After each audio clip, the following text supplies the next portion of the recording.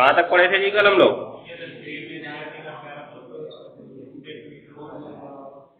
जब अभिक्रिया में एक से अधिक अभिकारक हो तो वेग समीकरण बता दिए थे। चलो ठीक है, अब हेडिंग लिखो, अभिक्रिया का वेग स्थिरांक।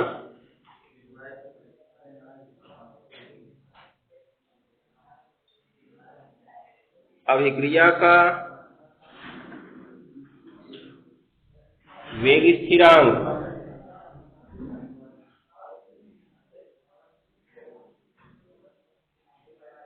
हो गया ना?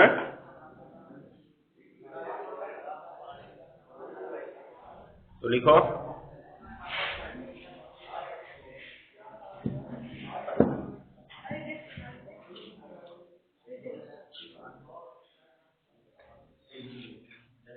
चलो ध्यान दो इधर, वेग स्थिरांक पढ़ना है। कल हम लोग वेग नियम पढ़े। वेग नियम में हमने पढ़ा वेग r बराबर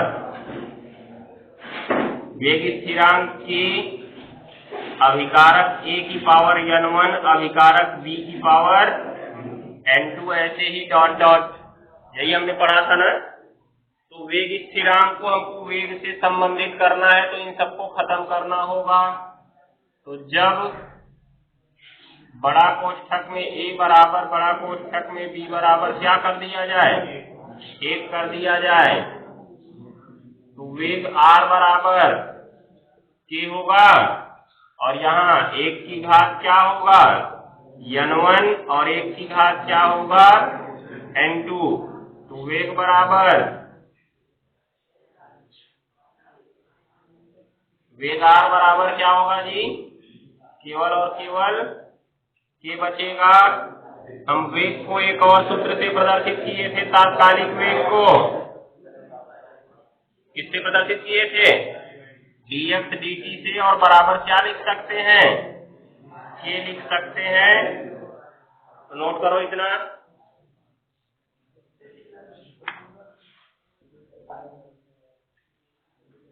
यहाँ पे ऊपर लिख देना क्योंकि वेग नियम से वेग, हाँ आर कर रहा है, ट्रैक में हुआ।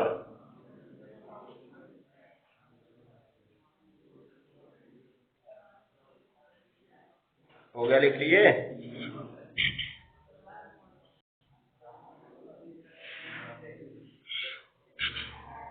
लिखो आगे,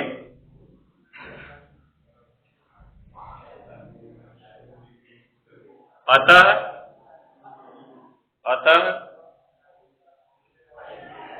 ये देखो, ये बड़े कोष्ठक में a लिखने का अर्थ क्या है, a की सांद्रता, बड़े कोष्ठक में b लिखने का अर्थ क्या है, b की सांद्रता। ये सारे के सारे क्या थे, अभिकारक थे। क्या थे, अभिकारक।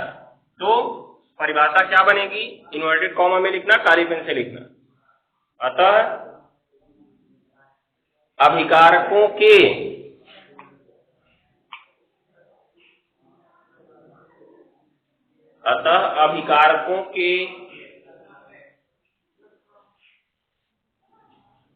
इकाई मोलर सांद्रण की स्थिति में, इकाई मतलब एक, मोलर सांद्रण की स्थिति में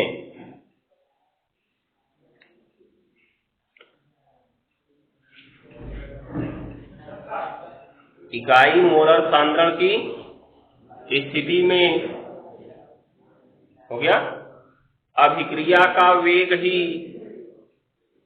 अभिक्रिया का वेग ही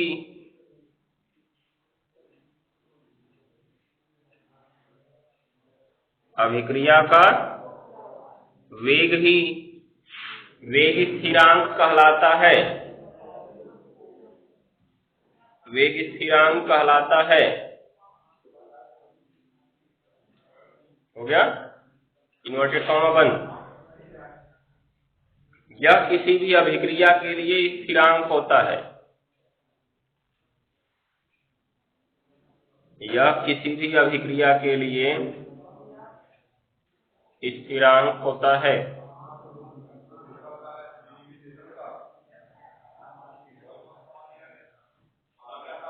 हो गया ना? नीचे लिखेंगे एक इंडिकेट पॉइंट,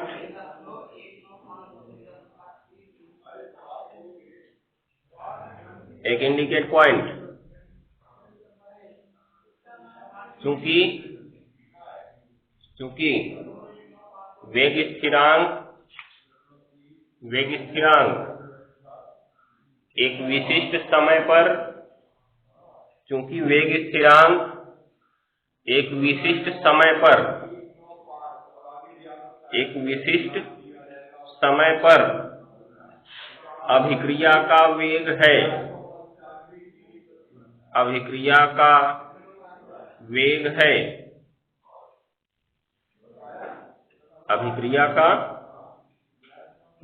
है, इसलिए काली पेन से लिख लेना, इसलिए इसे विशिष्ट अभिक्रिया वेग भी कहते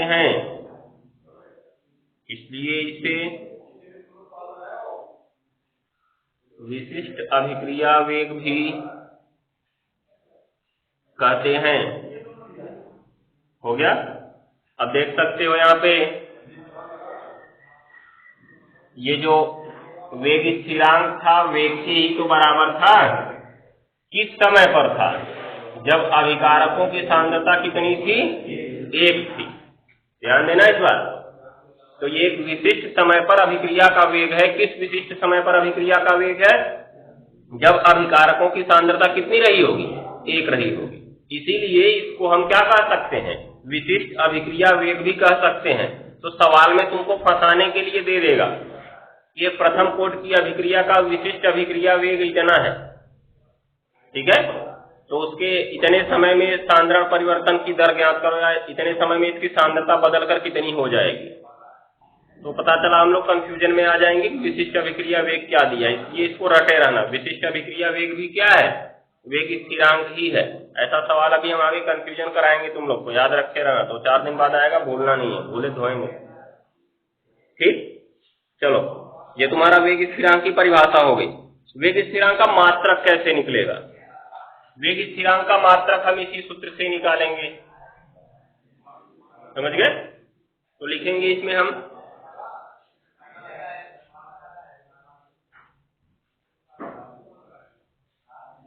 क्योंकि देखो कह रहा है ये वेग है, अभिक्रिया का वेग, तो हमने वेग का सूत्र पढ़ा dx dt। क्या पढ़ा जी? ये x क्या था? सांद्रता। क्या था? सांद्रता में कमी था ना। और t क्या था? समय। तो सांद्रता का मात्रक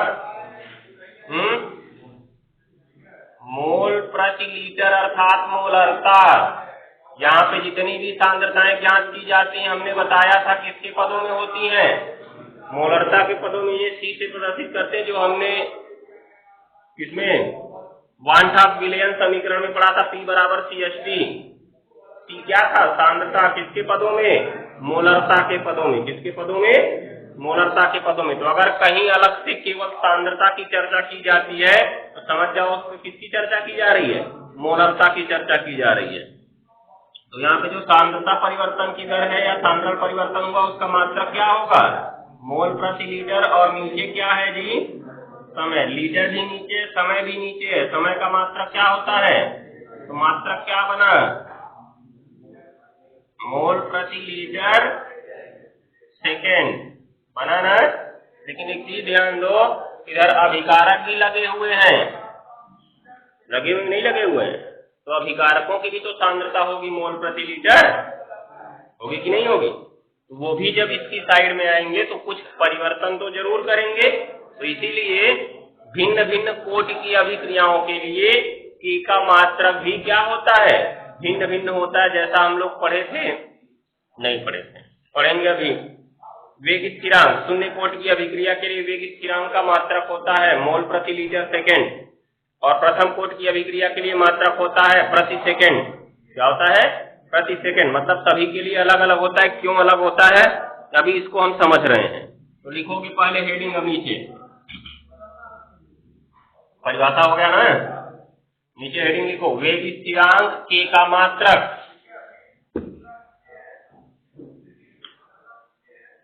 वेग स्थिरांक के का मात्रक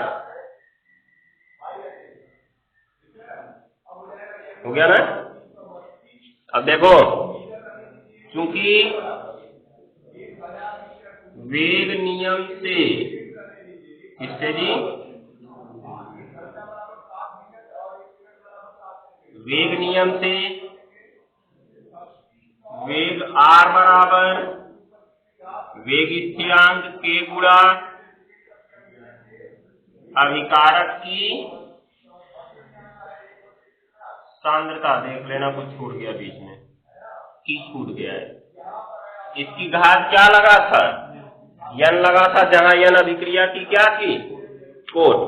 अब इसमें ध्यान से देखना, इसलिए अगर मात्रक निकालना है तो सबका मात्रक लिखना पड़ेगा। तुम बल का मात्रक कैसे निकालते हो, बल के सूत्र से निकालते हो, उसमें ma होता है ना या बराबर m, तो m का मात्रक गुणा a का मात्रक लिख देते हैं तो हमें बल का मात्रक मिल जाता है, किग्रा मीटर प्रति सेकंड स्क्वायर। क्यों, क्योंकि m का मात्रक किग्रा होता है और त्वरण a का मात्रक होता है मीटर प्रति सेकंड स्क्वायर। जब गुणा होगा तो वही तो बनेगा, किग्रा मीटर प्रति सेकंड स्क्वायर बनेगा ना। तो ठीक इसी प्रकार से हम यहाँ पर भी मात्रक निकालेंगे। अतः k का मात्रक निकालना है तो सबका मात्रक लिखना पड़ेगा, माने तो वेग r, किसका मात्रक लिखना होगा, पहले वेग r का मात्रक लिखना होगा, हो गया, बराबर किसका मात्रक, k का मात्रक गुणा, यहाँ पे कौन है जी, सांद्रता है ना, किसका मात्रक, सांद्रता का मात्रक, इसकी घात कितना, n। अब वेग का मात्रक अगर निकालना चाहते हो तो वेग का सूत्र क्या बना था, अभिकारक की सांद्रता में परिवर्तन बट्टे समय में परिवर्तन, था कि नहीं था। तो इसका मतलब ऊपर किसका मात्रक लिखना होगा, सांद्रता का मात्रक लिखना होगा, और नीचे किसका मात्रक लिखना होगा जी, नीचे परिवर्तन में लगा समय था ना, तो नीचे किसका मात्रक लिखोगे, समय का मात्रक। k का मात्रक तो हमें निकालना ही है, निकालना है। सांद्रता का मात्रक क्या जानते हो, हमने कहा अगर सांद्रता की चर्चा की गई तो मतलब किसकी चर्चा की गई, मोलरता की, अर्थात मोल प्रति लीटर इसकी घात n। यहाँ सांद्रता का मात्रक क्या होगा, मोल प्रति लीटर, मतलब मोल बट्टे लीटर ना, देख रहे हो। और उसके बाद यहाँ पे क्या आ रहा है, समय का मात्रक क्या आएगा, सेकंड आएगा। यहाँ पे देख सकते हो, अभी एक बार में ला दे इधर, ये नीचे है तो ऊपर आएगा, ऊपर है तो मतलब लीटर ऊपर चला जाएगा, कितना हाथ लगा है उस पे, और मोल नीचे चला आएगा, उस पे कितना घात लगा है, बराबर किसका मात्रक, k का मात्रक। मिला ना। तो अभी ध्यान से देखना, k का मात्रक बराबर क्या होगा, देखो मोल है पहले, और मोल की घात कितना है, 1, और नीचे मोल कितना घात वाला है, n घात वाला, फिर गुणा लीटर है ना, लीटर पे ऊपर कितनी घात है, n घात, लीटर पे नीचे कितनी घात है, 1 घात ना, 1। और उसके बाद सेकंड तो बेचारा नीचे ही है तो उसको 1 बट्टे क्या लिखेंगे, सेकंड लिखेंगे, लिखेंगे ना। अब हमको पता होता है आधार समान है तो गुणा में घात जुड़ती है, भाग में घात घटती है, वही रूल यहाँ पे लगाना है, ठीक है। ये मोल और मोल समान है, आधार समान है, इनकी घात क्या हो जाएगी, घट जाएगी। मतलब जो काम संख्या में कर रहे हो वही काम मात्रक में कर सकते हो, जब गुणा भाग करके ला दिए तो बाकी का काम भी तो इसमें होगा। इसी प्रकार से इसमें देखो लीटर लीटर आधार समान है, इनकी घात क्या है, n और 1, उसको घटा दो, ये तो बेचारा सेकंड अकेले ही नीचे, इसको नीचे से ऊपर ले जाओगे, इसकी घात का चिन्ह क्या हो जाएगा, बदल जाएगा। तो k का मात्रक क्या बनेगा, इसलिए यहाँ पे हम लिखते हैं k का मात्रक बराबर, पहले मोल को एक बार लिखो, भाग में है तो इसकी घात क्या हो जाएगी, घट जाएगी। और उसके बाद लीटर एक बार लिखो, ये भी भाग में है तो इसकी घात भी क्या हो जाएगी, घट जाएगी। और सेकेंड बेचारा अकेले है, वो नीचे से ऊपर जाएगा तो सेकेंड की घात कितना लग जाएगा, -1 लग जाएगा, लगेगा ना। तो ये हमारा मात्रक का सूत्र बन गया। अब अगर अभिक्रिया किस कोटि की हो गई, शून्य कोटि की हो गई, किसकी हो गई जी, शून्य कोटि की, तो n की वैल्यू क्या हो जाएगी, 0। तो 1 में से 0 घटेगा तो 1 अर्थात केवल मोल बचेगा ना। यहाँ 0 में से 1 घटेगा, -1 बचेगा, अर्थात लीटर पे -1 बच जाएगा। और सेकेंड पे क्या बचा है, -1। तो शून्य कोटि के लिए मात्रक क्या होगा, मोल, लीटर पे -1, सेकेंड पे -1 होगा ना ऐसा। दूसरी स्थिति, जब हम 1 कोटि की अभिक्रिया के लिए जाएंगे तो n की वैल्यू क्या होगी, 1 होगी। जब n की वैल्यू 1 होगी तो यहाँ 1 में से 1 घटेगा, 0, मोल की घात 0, खत्म, मोल खत्म हो गया ना। उसके बाद यहाँ भी 1 में से 1 घटेगा, 0, ये भी खत्म, बचा कौन, केवल सेकेंड पे -1। तो 1 कोटि की जो अभिक्रिया होती है उसके लिए k का मात्रक क्या होता है, सेकेंड पे -1, और जो शून्य कोटि की होती है उसका होता है मोल, लीटर पे -1 और सेकेंड पे -1, हो गया ना। तो इसी सूत्र से हम मात्रक निकालेंगे। अभी जब आगे पढ़ेंगे शून्य कोटि और प्रथम कोटि की अभिक्रिया, तब सूत्र यहाँ पे लिख लो इसका।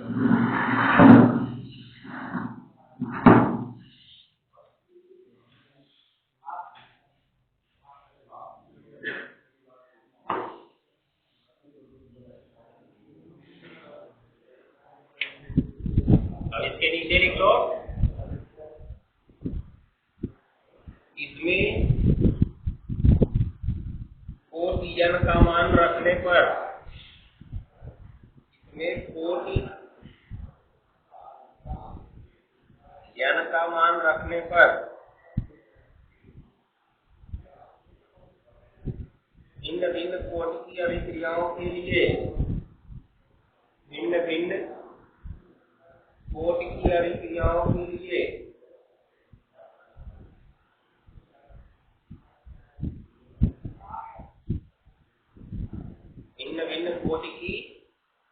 अभिक्रियाओं के लिए k का मान प्राप्त किया जा सकता है। k का मात्रक लिखा, k का मात्रक, k का मात्रक प्राप्त किया जा सकता है।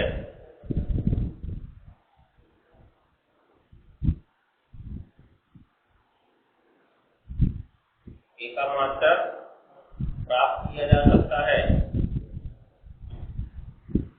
हो गया।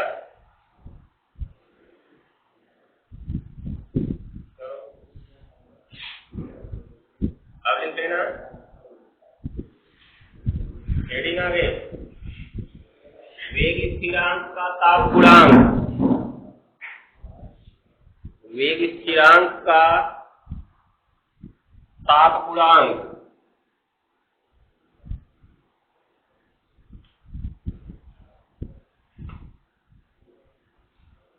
वेग स्थिरांक का ताप गुणांक, हो गया ना। जैसे देखो, वेग स्थिरांक का अगर ताप गुणांक निकालना है तो दो भिन्न भिन्न तापों पर हमको वेग स्थिरांक निकालना होगा। मान लो एक बार हम T ताप पर निकालते हैं और एक बार हम इससे 10 डिग्री सेल्सियस ज्यादा पर निकालते हैं। निष्कर्ष हमने पढ़ा, ताप बढ़ाने पर अभिक्रिया का वेग बढ़ता है ना। 10 सेकंड वाला 10 ऊपर करो और T नीचे करो। तो अब देखो क्या होगा, अगर हम अभिकारकों की सांद्रता 1 किए हुए हैं तो वेग ही वेग स्थिरांक होगा कि नहीं होगा। और 10 डिग्री सेल्सियस ताप जब बढ़ा देंगे तो उसका वेग स्थिरांक बढ़ जाएगा। क्यों बढ़ेगा जी, क्योंकि वेग बढ़ जाएगा, बढ़ेगा। अभी मान लो वेग स्थिरांक जो T डिग्री सेल्सियस ताप पर था कितना था, x था, तो 10 डिग्री सेल्सियस बढ़ाने पर वेग में कितने की वृद्धि हो रही है, कितने की होती है? 2 या 3 की होती है। ध्यान देना, 2 या 3 गुने की। 2 या 3 यक्ष से यक्ष कटेगा तो क्या आएगा? 2 या 3, मतलब वेग स्थिरांक का ताप गुणांक 2 या 3 के बीच में होता है। निष्कर्ष यहाँ से क्या निकलता है कि अगर हम अभिक्रिया का ताप 10 डिग्री सेल्सियस अधिक कर दें, कितना कर दें? 10 डिग्री सेल्सियस अधिक, तो अभिक्रिया का वेग जो है 2 या 3 गुना बढ़ जाएगा।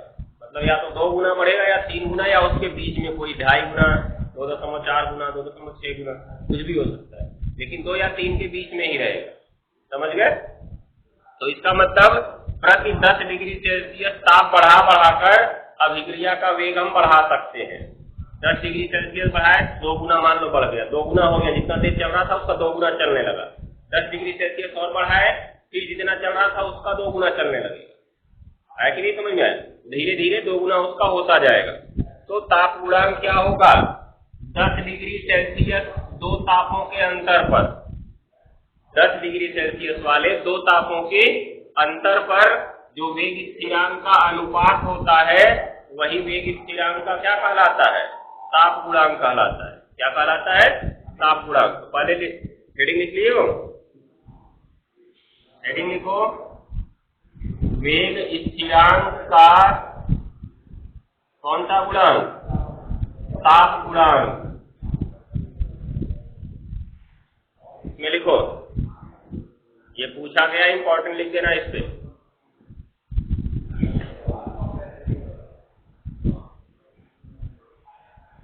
लिखो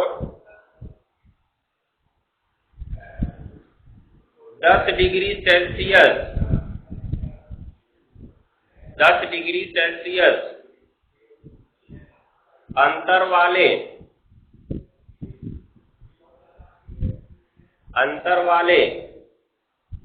2 भिन्न भिन्न तापों पर, 2 भिन्न भिन्न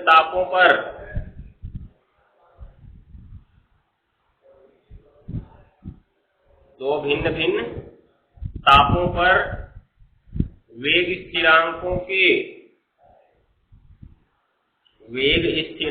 के अनुपात को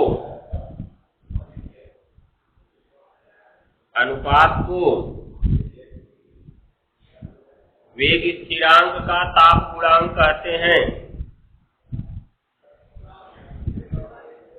वेग स्थिरांक का ताप गुणांक कहते हैं।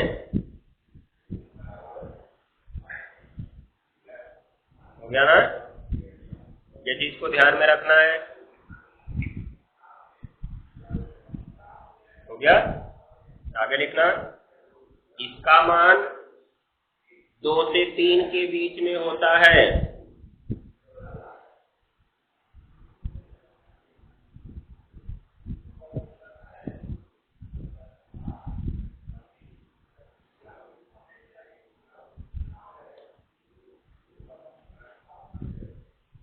हो गया? पहले तो ये सूत्र लिख लो,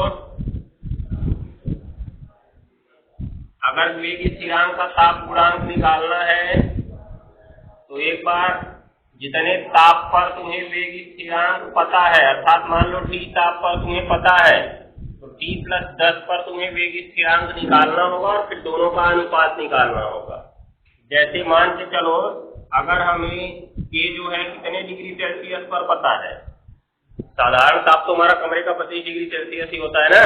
कोई रिएक्शन अगर हम साधारण ताप पर करा रहे हैं तो उसका वेग स्थिरांक 25 डिग्री सेल्सियस पर वेग स्थिरांक कहलाएगा। अगर हमको वेग स्थिरांक का ताप गुणांक निकालना है तो ताप को कितना बढ़ाना होगा? 10 डिग्री सेल्सियस बढ़ा देना होगा। कितना हो जाएगा?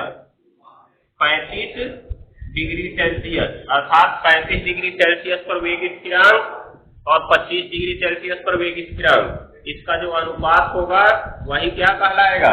वेग स्थिरांक का ताप गुणांक कहलाएगा। हो गया नहीं हो गया? वैसे तो कोई भी 10 डिग्री सेल्सियस अंतर वाला ताप ले सकते हो, लेकिन हमने 25 और 35 क्यों लिया? क्योंकि हमारा कमरे का तापमान कितना होता है? 25 डिग्री सेल्सियस होता है। तो जब अभिक्रिया को हम सामान्य परिस्थिति में कराएंगे तो अभिक्रिया का तापमान कितना होगा?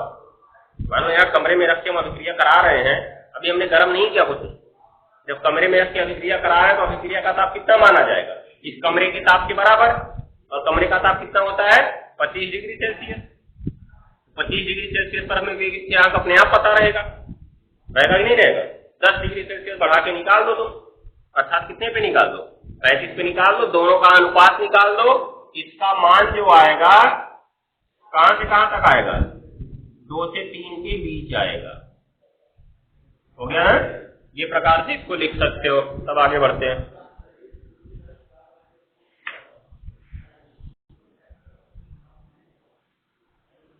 अभिक्रिया के वेग स्थिरांक और ताप में क्या संबंध है? ताप बढ़ाने पर वेग स्थिरांक बढ़ता है कि घटता है? बढ़ता है। क्यों?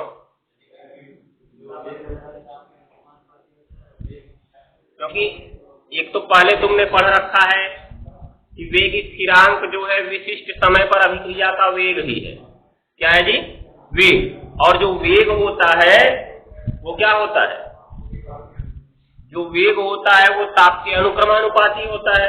तो अगर वेग ताप के अनुक्रमानुपाती है तो वेग स्थिरांक भी ताप के अनुक्रमानुपाती होगा।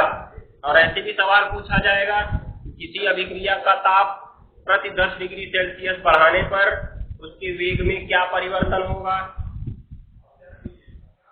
2 से 3 गुना का परिवर्तन होगा कि नहीं होगा? अरे प्रति 10 डिग्री सेल्सियस कहीं भी 10 बढ़ाओ तुम, 25 है तो 35 कर लो, 35 है तो क्या कर लो? 45 कर लो, 45 है तो 55 कर लो, 55 है तो 65 कर लो, 65 है तो 75 कर लो, जितना चाहो उतना कर लो तुम। लेकिन 10 बढ़ाना है तुम्हें, बढ़ाना ही नहीं बढ़ाना है। तो कहा जा सकता है, सवाल पूछा जा सकता है कि प्रति 10 डिग्री सेल्सियस ताप बढ़ाने पर अभिक्रिया के वेग में कितनी वृद्धि होगी? 2 से 3 गुने की वृद्धि होगी, अर्थात अभिक्रिया का वेग 2 से 3 गुना बढ़ जाएगा। हो जाएगा ना? तो लिखो पहले इसको, फिर नीचे लिखते हैं। नहीं तो इसकी वैल्यू है, रेशियो है, ये रेशियो बताया तो वो गुना ही होगा। ध्यान दिए ना, रेशियो है तो 2 से 3 गुना ही होगा वो। क्यों? क्योंकि अगर मान लो हम k की वैल्यू x रखते हैं तो ऊपर x का 2 गुना 2x रखेंगे तभी तो कट के 2 आएगा। x का 2 गुना या x का कहें तो 3 गुना रखें तभी तो 3x आएगा।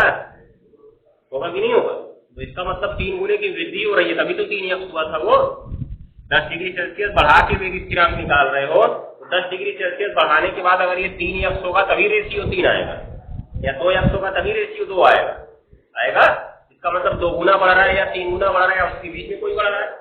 ठीक, चलो आगे लिखिए। अब इसके नीचे लिखो काली पेन से। अतः हम कह सकते हैं कि, अतः हम इससे इंपॉर्टेंट लिखना है यहाँ इस स्लाइड पे। अतः हम कह सकते हैं कि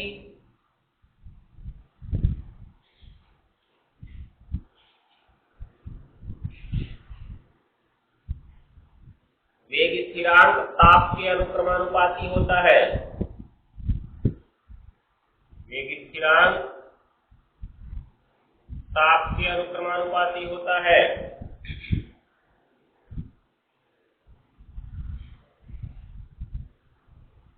हो गया ना? कि नीचे लिख लेना वेग स्थिरांक अनुक्रमानुपाती ताप। वेग स्थिरांक अनुक्रमानुपाती ताप। हो गया जी? चलो अब नीचे लिखो इसके काली पेन से ही। क्योंकि ताप गुणांक का मान 2 से 3 के बीच होता है, क्योंकि ताप गुणांक का मान 2 से 3 के बीच होता है। इसके सामने भी इंपॉर्टेंट लिख देना, ताप गुणांक का मान 2 से 3 के बीच होता है। अतः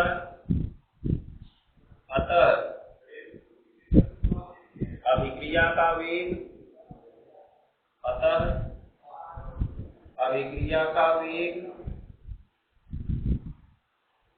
अतः अभिक्रिया का वेग प्रति 10 डिग्री सेल्सियस बढ़ाने पर, प्रति 10 डिग्री सेल्सियस, प्रति 10 डिग्री सेल्सियस मतलब बार बार 10 बढ़ाते जाओगे तो बढ़ता जाएगा, ठीक है। प्रति 10 डिग्री सेल्सियस बढ़ाने पर हो गया, क्या बोले, अभिक्रिया का वेग बोले हैं, अभिक्रिया का ताप है, अभिक्रिया का ताप, अभिक्रिया का ताप प्रति 10 डिग्री सेल्सियस बढ़ाने पर अभिक्रिया का वेग, अभिक्रिया का वेग 2 से 3 गुना बढ़ जाएगा। अभिक्रिया का ताप प्रति 10 डिग्री सेल्सियस बढ़ाने पर अभिक्रिया का वेग प्रति 10 डिग्री सेल्सियस क्या हो जाएगा,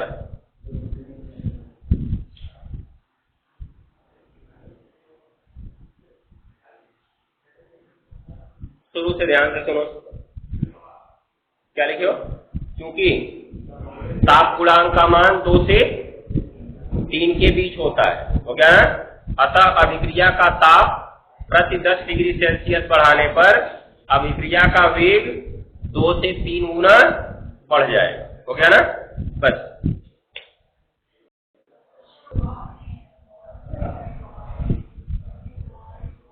हेडिंग क्या लिखे, अभिक्रिया की आणविकता, ये वेरी इंपॉर्टेंट है, ध्यान देना।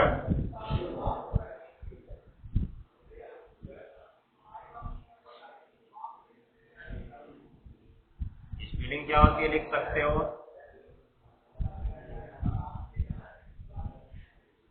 Molecularity of reaction,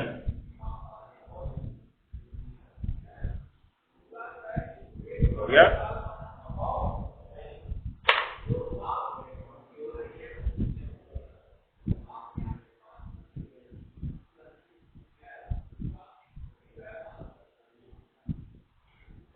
of reaction हो गया ना। तो अब देखो,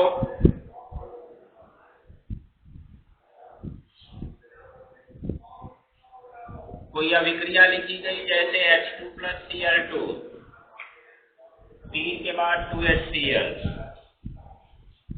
N2 + 3H2, 3 के बाद 2NH3, उसके बाद NO + O2, 3 के बाद NO2, उसके बाद ये Mg + O2, 3 के बाद MgO, हो गया ना। ये कुछ अभिक्रियाएं हैं। आणविकता क्या होगी, चर्चा हो चुकी है पहले इसकी। किसी संतुलित रासायनिक अभिक्रिया के, किसमें, संतुलित रासायनिक अभिक्रिया के प्रत्येक पद में अभिकारक के जितने अणुभाग लेते हैं उसे हम क्या कहते हैं, अभिक्रिया की आणविकता कहते हैं, ठीक है। ध्यान देना, जैसे 2 प्रकार की रिएक्शन पढ़े थे हम लोग, एक सरल और एक जटिल। तो सरल के लिए तो सीधा सीधा देख के बता लेंगे, लेकिन जटिल में कई सारे पद होते हैं ना, तो सभी पदों का आणविकता अलग अलग निकलेगी। हमने कहा ना, प्रत्येक पद में, क्या बोले, प्रत्येक पद में भाग लेने वाले अणुओं की संख्या को उस पद की क्या कहते हैं, आणविकता कहते हैं। बात को ध्यान में रखना, अगर एक से ज्यादा पद में हो रहा है तो सबका जोड़ के नहीं निकालना है, सबका अलग अलग निकालना है कि पहला पद का क्या होगा, दूसरा पद का क्या होगा, तीसरे का क्या होगा और चौथे का क्या होगा। यहाँ पे हमने कुछ साधारण अभिक्रियाओं को लिखा है। पहले में बताओ क्या है आणविकता, इसके सामने एक, इसके सामने एक, माने तो एक एक, तो आणविकता इसकी कितनी है, 2। इसमें देखो इसके सामने 1, इसके सामने 3, कितना 4, इसके सामने 1 और 1 कितना, तो इसमें इसके सामने 1 और इसके सामने 1, ये भी कितना, तो ये सारी की सारी अभिक्रियाओं की क्या है, आणविकता है। कुछ सोचे?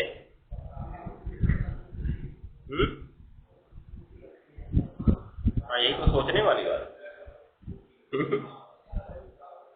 ये सब इसकी आणविकता नहीं है, ध्यान देना।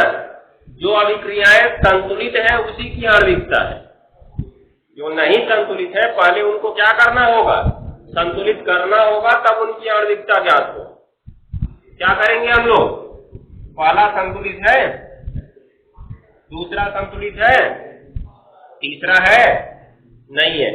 तीसरे को संतुलित करने के लिए इसके सामने 2 करना होगा और यहाँ भी क्या करना होगा, 2। तो अब आणविकता 2 और 1 मिला के कितनी हो जाएगी, 3 हो जाएगी। इसलिए ज्यादा जल्दी में मत रहना, देख लेना। इसमें संतुलित है नहीं है, यहाँ पे 2 mg करना होगा, तब यहाँ पे 2 mg होगा, मतलब इसकी भी 2 और 1 मिला के 3 होगी। दिख रहा है ना।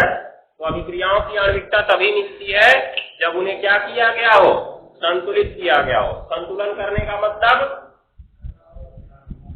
संतुलन करने का मतलब अभिकारक और उत्पाद दोनों तरफ परमाणुओं की संख्या समान होनी चाहिए। किस नियम से,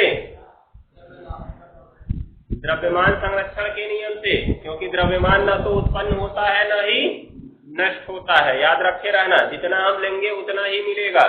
ऐसा नहीं है कि हम यहाँ पे नाइट्रोजन नहीं लिए है तो नाइट्रोजन मिल जाएगा, समझ गए, ध्यान दिए रहना। ऐसा तुम्हारे साथ भी होता है, जो पढ़ते हो वही करते हो, जो नहीं पढ़ोगे वो कहाँ से करो।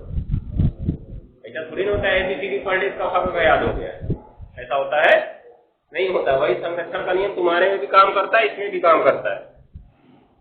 शुरू करते हैं। लिखो इसमें,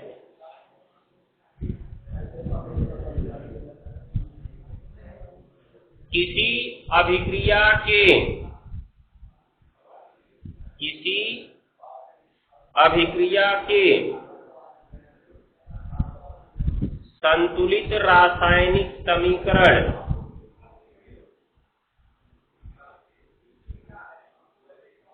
किसी अभिक्रिया के संतुलित रासायनिक समीकरण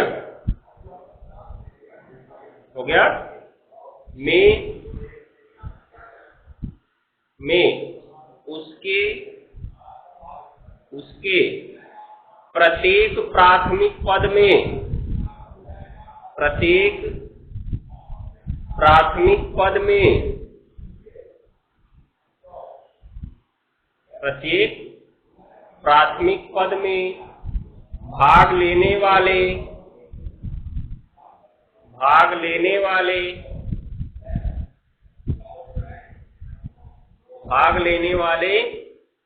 अभिकारक अणुओं की संख्या, भाग लेने वाले अभिकारक अणुओं की संख्या आणविकता कहलाती है।